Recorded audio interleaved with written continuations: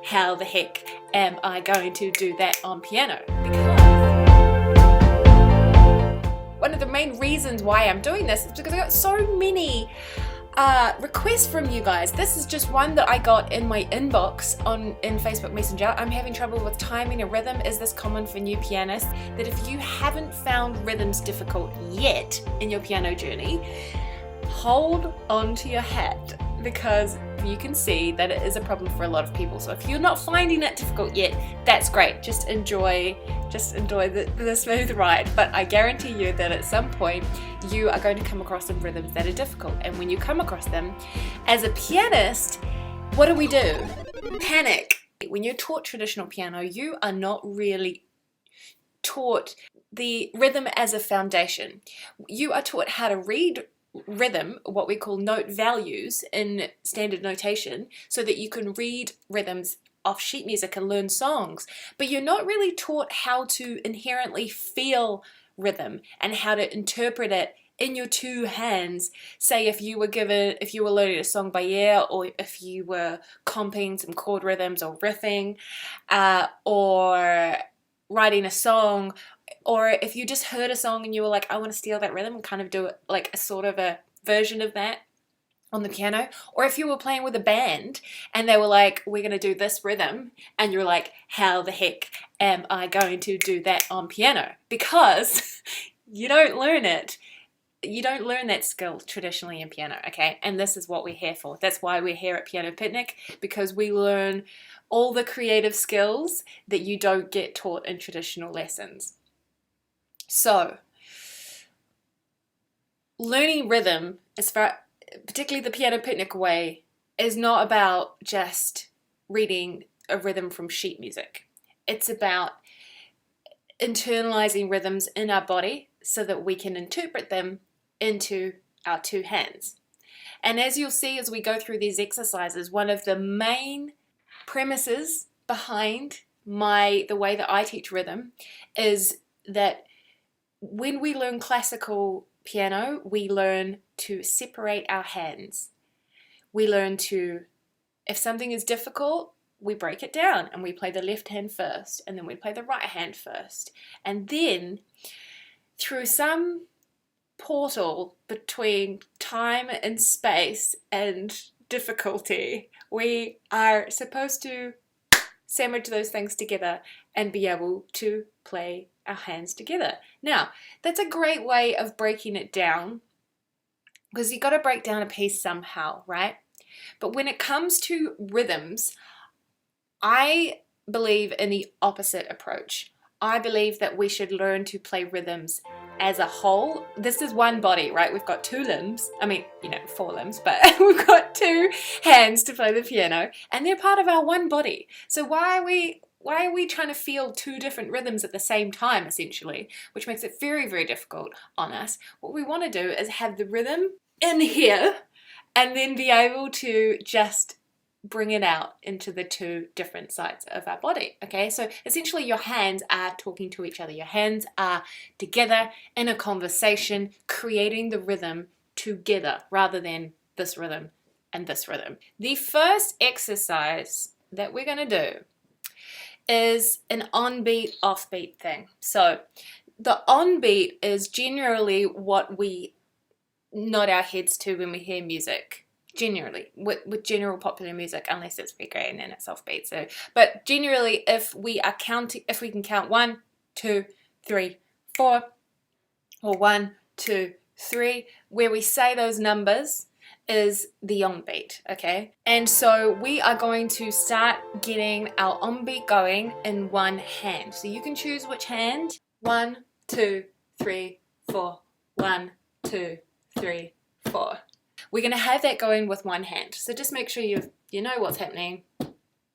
When you do this at home, do it to a metronome is going to be really important, because obviously I'm just going by my own internal clock, which is reasonably good. But if you do it with a metronome, then you know that you're going to be in time. The second step that we're going to do is to play the off beats in the other hand. Off beat is the one that's not the on beat. So when we say 1 and 2 and 3 and 4 and, All the ands are the offbeat, okay? So we've got on beats, off beats. We can go on, off, on, off, on, off, on, off. You can do this at home to the metronome. So the metronome will be going tuk, tuk, tuk, tuk. You go on, off, on, off, on, off, on, off. So we've got our on, off beat going, and what the first thing we're going to do is take out some of the on beats, just randomly. See if you can hear which one I take out. On, off.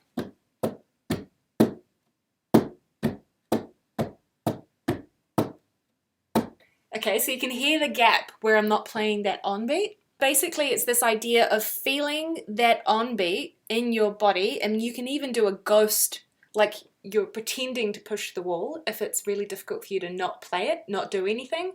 But you're missing out one, just doing a ghost tap, and keep going with the offbeat, okay? So this is a really basic exercise, but it's about feeling the rhythm, the beat in your body, while being able to take out bits, which makes it more of a rhythm, but still feeling the essence of that tempo.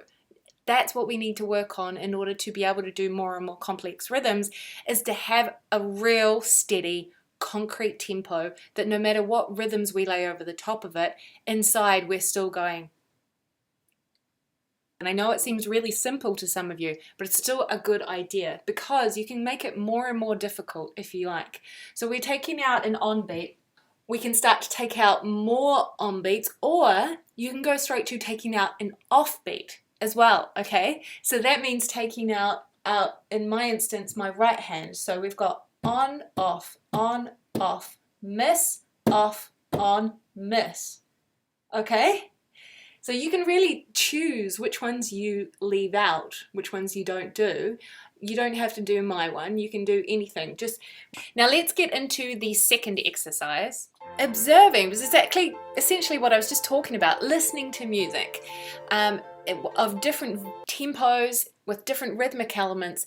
And what I want you to do is actively listen. And we've talked about this before when we talk about learning by ear and how important it is to using your ears to actively listen to the music that you hear and picking out the rhythmic elements. So what you want to start off on a basic level is just what the on beat is, and then see if you can hear the different parts of the rhythmic instruments of the drum. Can you hear what part of the drum is playing on the on beat? Okay, so you're gonna have to really hone in your ears to specifically hear.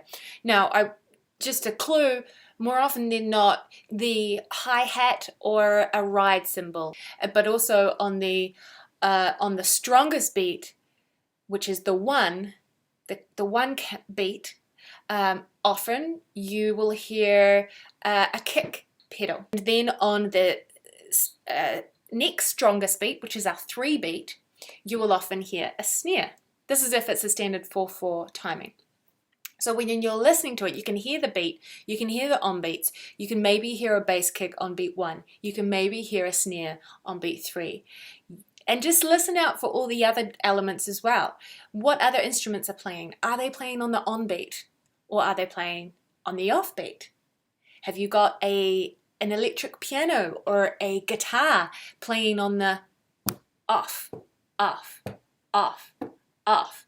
You know, just noticing these things is also a part of thinking about rhythm a bit more in your mind. And also if you can feel that on beat, feel that beat, and see if you can play along to some of those things that you're observing. And so this is all part of internalizing the rhythm that you hear and the tempo. The more you do that, the more different sorts of songs and rhythms and genres and tempos that you do this with, the more used to different rhythms and maintaining a consistent tempo your body is going to become. Okay, so those are our 2 exercises. If you want to go to the next step, and obviously as pianists we kind of have to, because we need to not only feel it in our separate hands but also interpret that into our 10 fingers, the next level, you need to come to my coaching. We are doing rhythm, and you are going to learn my special technique Well, it's essentially a diagram that I use to teach rhythms, to break down rhythms. That's a lot easier than simply reading sheet music, I will tell you that much. And it's a way that we can get rhythms down on paper and easily split it up into our hands, and also how we go from there and put it into our 10 fingers. To get there, all you have to do is become a Creative Pianist member. But I do encourage you to do that. Become a Creative Pianist. You get access to all my courses, all my coachings, which we've got 13 in there now, 13 hour-long intensive coachings on different topics, of being a pianist, as well as all the courses, Riffing Pro, Songs by Ear, Super Basics if you're a complete beginner, also love and lead sheets, and peaceful improvising at home. All that awesome stuff, plus you get to hang out with me and the other creative pianists in the forum.